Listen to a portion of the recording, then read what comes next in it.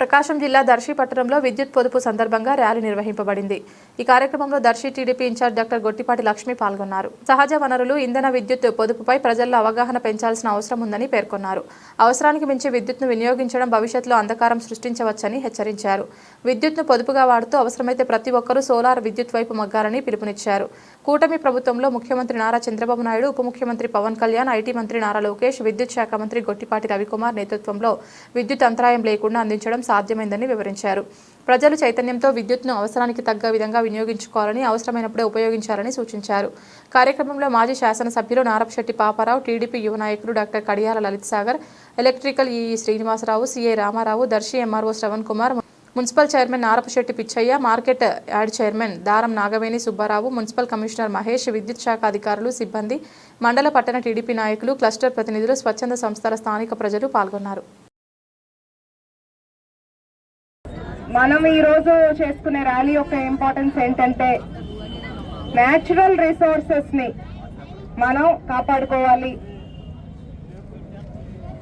Current ని వృధాగా అనవసరం లేనప్పుడు మనం ఉపయోగించకూడదు.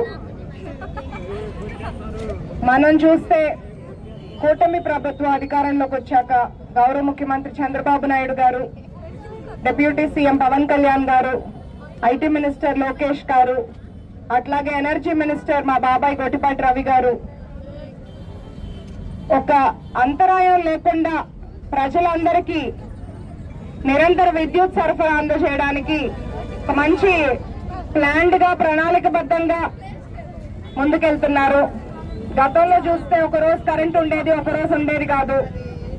రైతులకి కరెంట్ అందని రోజులు కూడా కొన్ని పరిస్థితులు చూసాం మనము.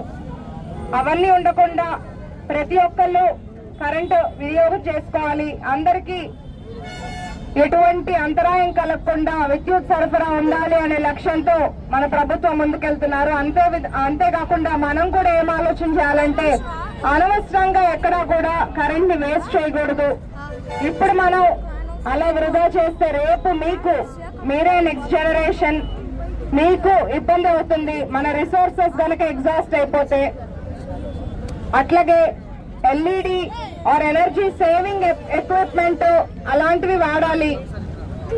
ఇంకా సోలార్ వైపు అందరూ ముందుకెళ్ళాలి. సోలార్ గురించి అవగాహన తెలుసుకోవాలి. ఎలక్ట్రికల్ డిపార్ట్మెంట్ వాళ్ళు ఇక్కడే అందుబాటులో ఉన్నారు. మీకు ఏదైనా డౌట్స్ ఉంటే మీరు మాట్లాడుకోవచ్చు.